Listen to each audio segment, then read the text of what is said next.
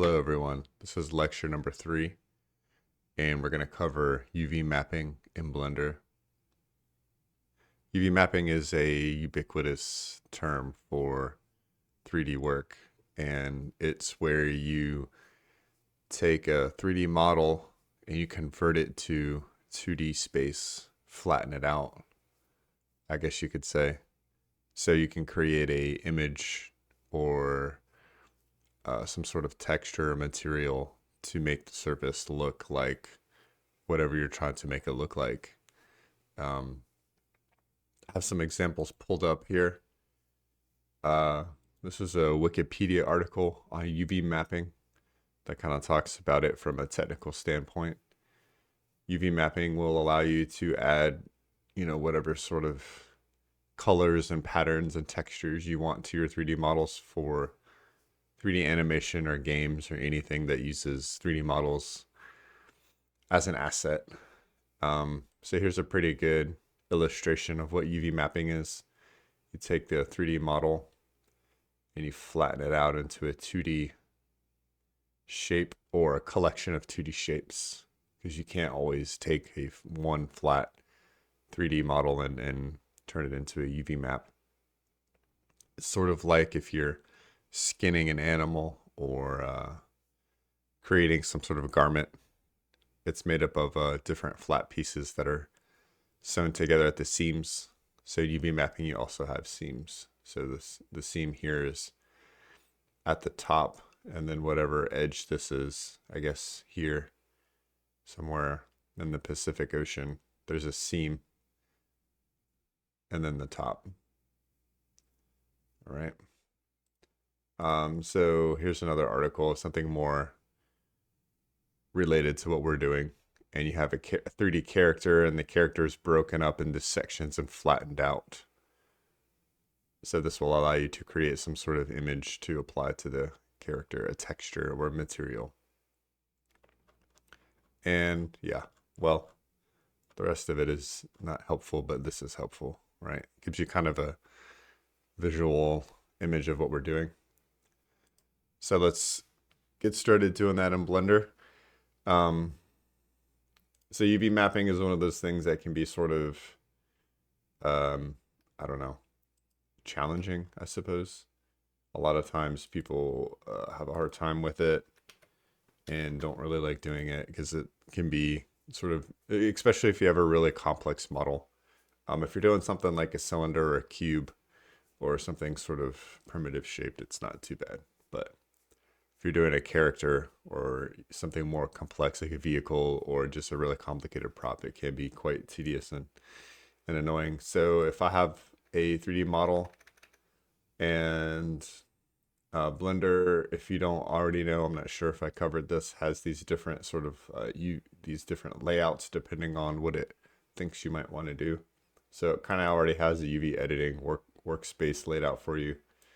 And on one side we have the UV window, which is the flattened UV map here, and then the 3D view. So if I go to face mode and select all my faces, you can see how the UVs look on the cylinder. By default, most primitives in Blender have UV maps. So they have UV, I think they're also called UV coordinates. UV coordinates, UV maps, kind of the same thing. So if you were to just kind of use this and go forth, it looks pretty good.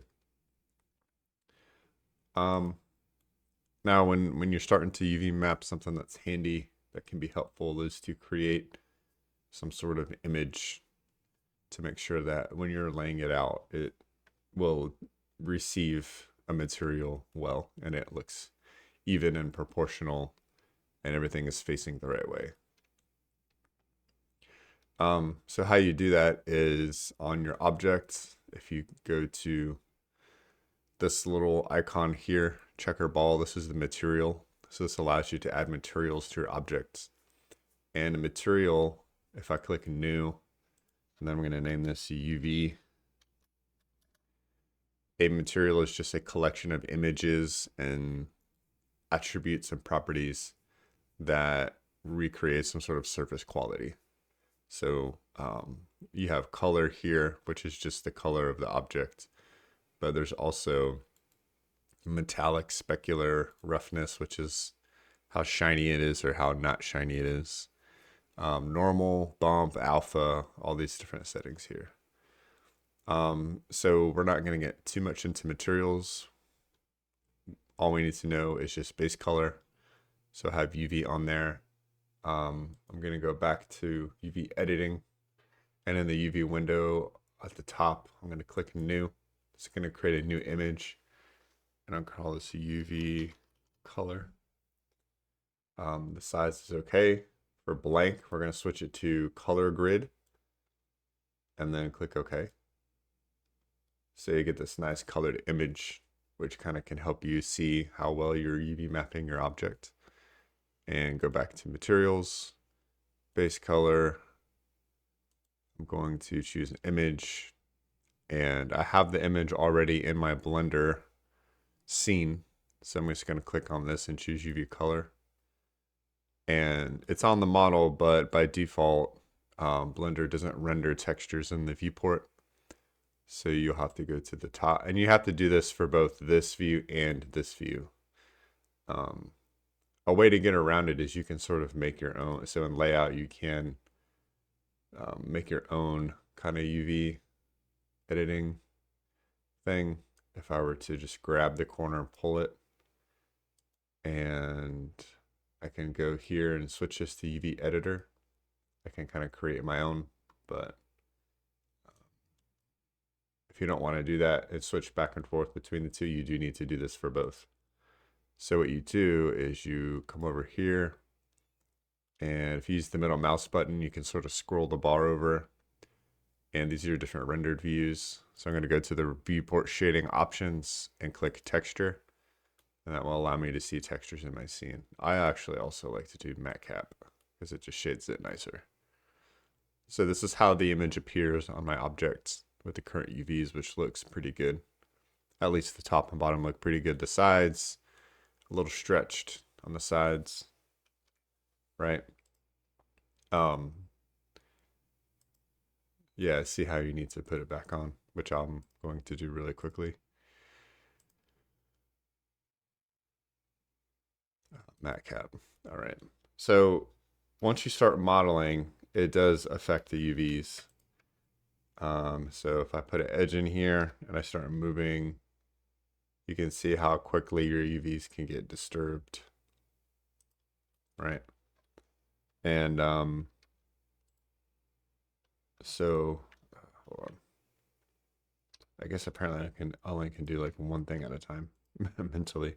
It is early in the morning, so I'm still trying to get this put out there before class today.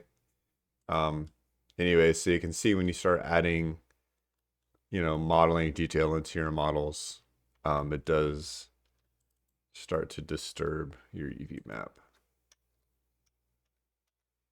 So it stretches and pulls it. There are settings in Blender that can prevent it from doing this to a certain degree. But it doesn't really matter because we need to UV map this anyway. So I'm adding some detail into this, and you can see things are getting stretched and it's not looking too good. Just to kind of start from scratch, I'm actually going to do this. So I'm actually going to go to the UV editing, and I'm going to select all my, and then I'm just going to do a sphere projection, and it's going to mess it all up. So I have to kind of start from scratch. So I'm going to show you how to UV map this object here, and it'll help you with your assignment for this week, which is I made these 5 annoying objects that you'll have to UV map. Practice UV mapping them. And the way the UV map actually works, interestingly, is this is kind of like your 0, 1 space on a grid, it's called. So the UV map, or the image texture that you bring in, will be repeated into a grid, and each grid square is, I guess, correlates with like coordinates. That's why it's called UV 0, 1, 1, 1, 1, 2, etc. so your base UV map is 0, 1. In a lot of cases, you'll want all of your UV coordinates to fit inside of this square 0, 1 space. If it goes outside of it, it's fine, but it repeats. So some cases, like a character, for example, I closed the example. That's okay. If you were to have a character or a prop or something where you want how the model looks to be unique, like it wouldn't make sense to have an arm like here and then have the arm go over out here, because it's going to repeat this part on the arm. And you'll have this kind of repeating looking weirdness on it. So in some cases you want a unique image just for the model, and in that case it all fits inside of here. In other cases, you can have your UV map stretch outside of the square and it repeats, especially for architectural kind of things like walls and floors and things that have repeatable patterns. You can go outside and repeat it across. But for this week or this assignment starting out, we're going to get everything to fit nice and neat inside the square. So I'll show you there's actually really two main tools that you need to know to do this starting out. Obviously, there's a ton of UV tools you can use here and inside of here.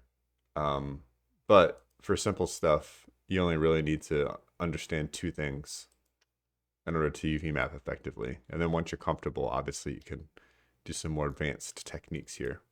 So the first one is I'm going to go to face mode, and I just go sort of piece by piece and break it up. Usually I break it up sort of in a way that makes sense. I guess if you practice like making clothing and things like that, this might be easy for you. But like for me, it makes sense that the top and bottom are separate pieces, because they can easily come apart. And then this could be a separate piece around, kind of like a soup can label, right? So I'm going to select the top and Control ++ to grab kind of like that much. Usually you don't want to go over 90 degrees, right? If you go over 90 degrees, I mean, I guess you can, but it's usually good not to, just for starting out, because it can cause issues. And if you're just starting out, it might cause issues that are annoying to deal with. So I'll kind of keep it more like that. And so here's the first one. So if you tap U on the keyboard, you have your UV mapping options. And the first one is just unwrap. So what that is whatever you have selected, Blender will do its best to flatten it out for you. So click unwrap. And there we go. There's my first piece, the top. So by default, whatever you have selected, Blender will show here. If you click this button here, you can see everything here, but this can be kind of annoying, especially if you're moving things around. These vertices connect to this vertex here. So when you select them in UV space, it's technically the same vertex in 3D space. So there can be disadvantages to this. So I like to just usually keep it off, unless if I need to see everything all at once. But that's the top, and you can see it's nice and even.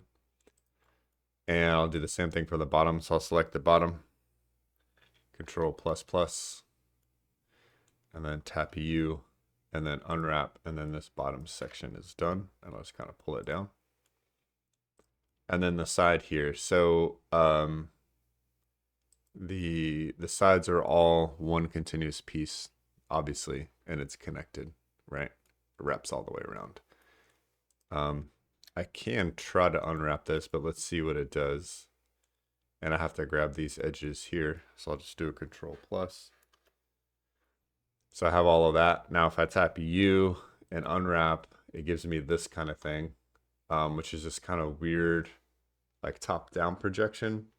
So it can't actually pull it apart. You have to tell it where to pull apart from. So you have to give it a seam, and wherever you tell it, or wherever you add the seam, is where it'll break it apart to flatten it. So right now there's no seam, so it just kind of does this, which obviously doesn't look good. So let's add a seam to it. Usually I add seams in inconspicuous places in my models, since this is sort of like a round thing that doesn't really have that.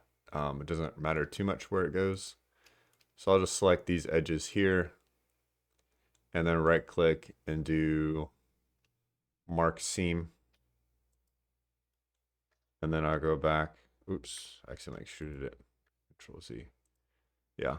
If you added the seam correctly, it'll be red.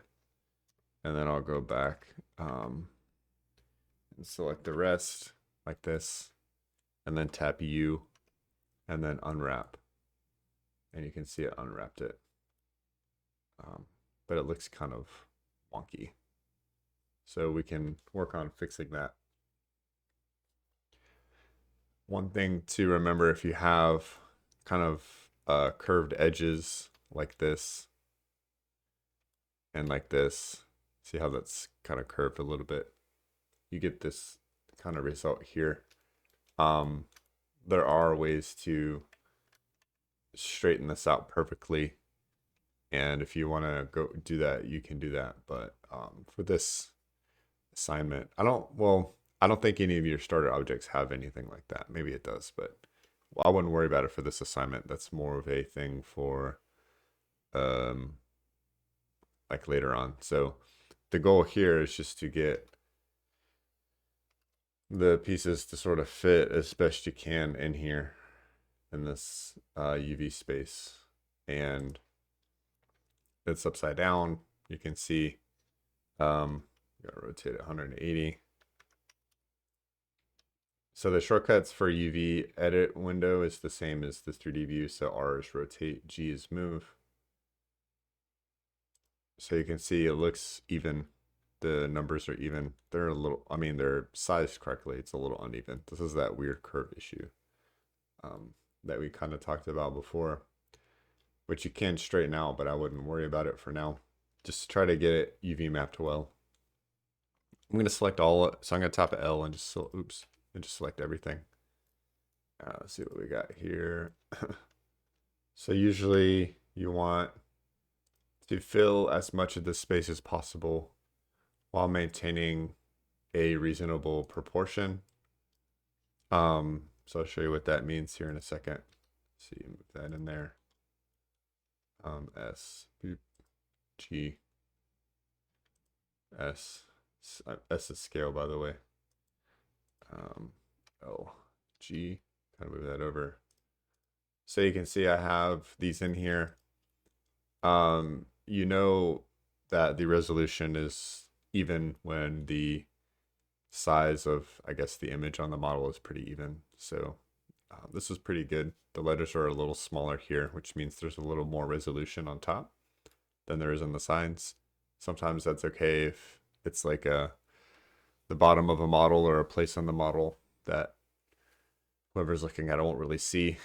But for here, for practice, we want to try to get this as close to as proportional as possible.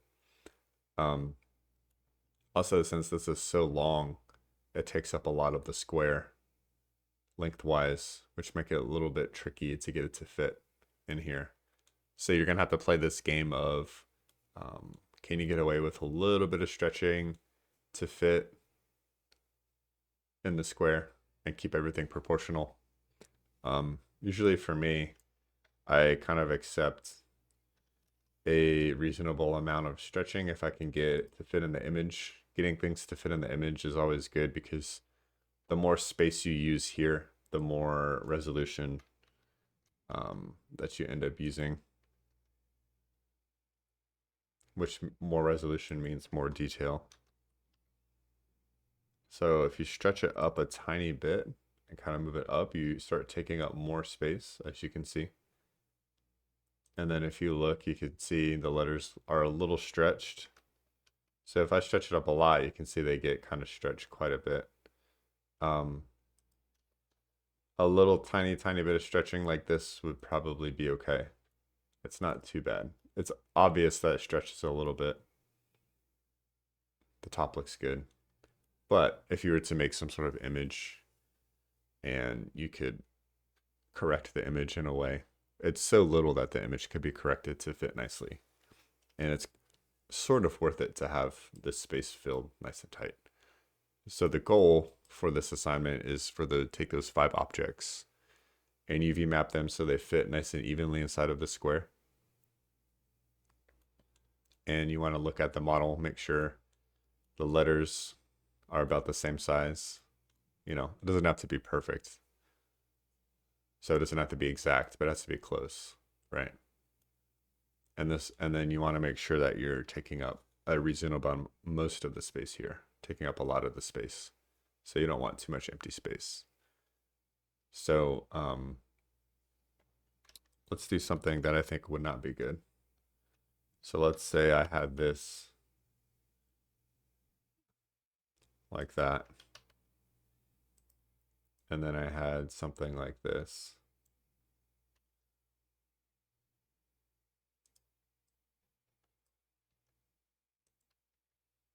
So this wouldn't be good. The letters kind of look okay.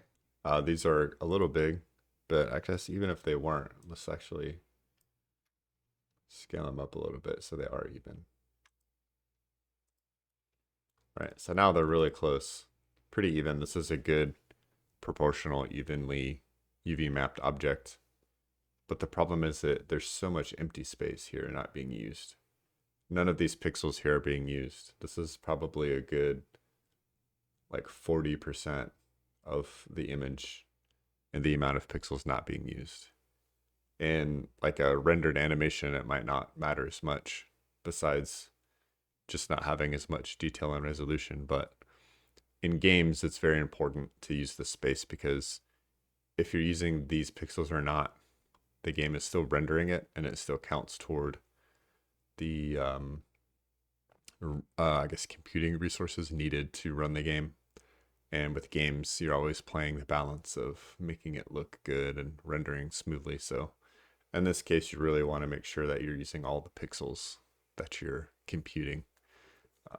It's also something that if you're looking for employment in this kind of creative field related to 3D modeling in some way, you know, little things like proper UV mapping is always good to have in your portfolio. Not that it's the only thing people look for, but you know, you never want to give anyone an excuse to not like your portfolio for something kind of simple like that. So this would be good, right?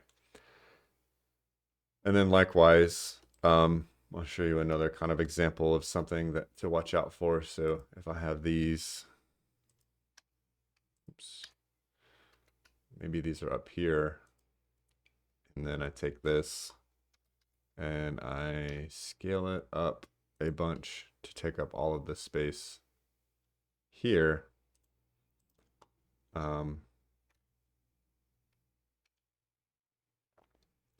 And then I scale these to take up this space.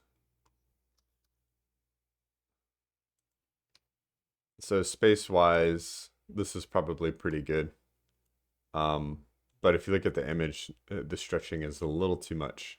A lot of stretching here. These letters are stretched quite a bit. Actually, the top doesn't really look too bad. The bottom's a little too stretched, right? So this would be a little bit too much distortion. And actually, this kind of distortion is better than not using the pixels. But it would be hard to compensate if you were creating a texture for this object to make it look more proportional. So try not to do this either. Try to keep it more closer to the first example from before. And that's it. So you just grab chunks of your model, unwrap anything that goes around that needs to be sort of split open, that you can put a seam in, and lay it out here just using move, rotate, scale. The same stuff we've been doing before. So hopefully this is helpful. For the assignment, there's 5 objects, and just make sure you UV map all 5 so that they fit nice and evenly into the square, and that the what would you call it, I guess, template UV color image looks nice on your model. All right. Well, looking forward to see what you come up with, and let me know if you have any questions.